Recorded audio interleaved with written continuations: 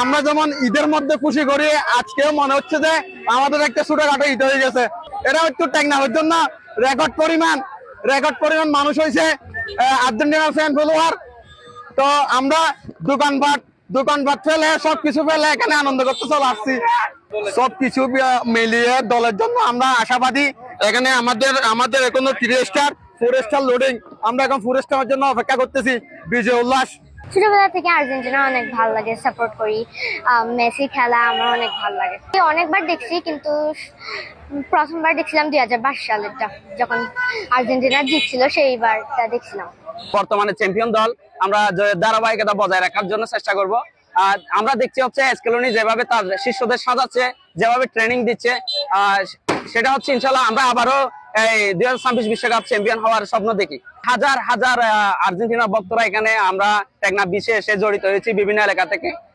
আমি খেলোয়াড়দের প্রতি, আমাদের টেকনাফের খেলোয়াড়দের প্রতি বলবো হচ্ছে, ওনারা যেভাবে আর্জেন্টিনা দল আমাদের মন জয় করতে পেরেছে, সেভাবে আপনারাও খেলে এভাবে আপনারাও ভক্তদেরকে এভাবে উৎসাহ দিবেন, যেন আপনাদের প্রতি একদিন টেকনাফ টিমকে, যেমন কক্সবাজার টেকনাফের একটা ফাইনাল আছে ডিসি কাপে, সেই কাপ থেকে এভাবে যেন গ্রহণ করে নিয়ে আসতে পারে, যেটা আমার একটা ব্যক্তিগত আশা।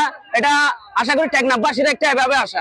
ভিটামিন ই ও সি সিরাম, 8টি প্রাকৃতিক অয়েল সমৃদ্ধ লিলি সিরাম অয়েল, যা চুল পড়া কমায় মাত্র 30 দিনে। আমি আশা করছি হচ্ছে আর্জেন্টিনার ডিফেন্সিভে খুব স্পিডে আছে আপনার।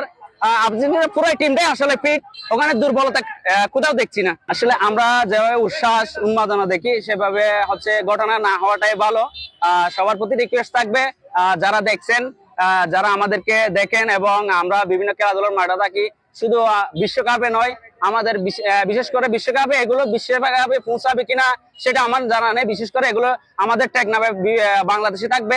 তো এখানে হচ্ছে আমরা যে বিশৃঙ্খলা ঘটনাগুলো না ঘটার জন্য সবার প্রতি আহ্বান থাকবে, যেটা আপনারা বিশেষ করে আপনারা দেখছেন হচ্ছে কক্সবাজার স্টেডিয়ামে ফাইনালের দিন এই বিশৃঙ্খলার জন্য একটা ডিসি কাপের ফাইনাল হয় নাই, যেখানে আমাদের টেকনাফে কোনো ওই কাপের আশায় একটা বসে আছে।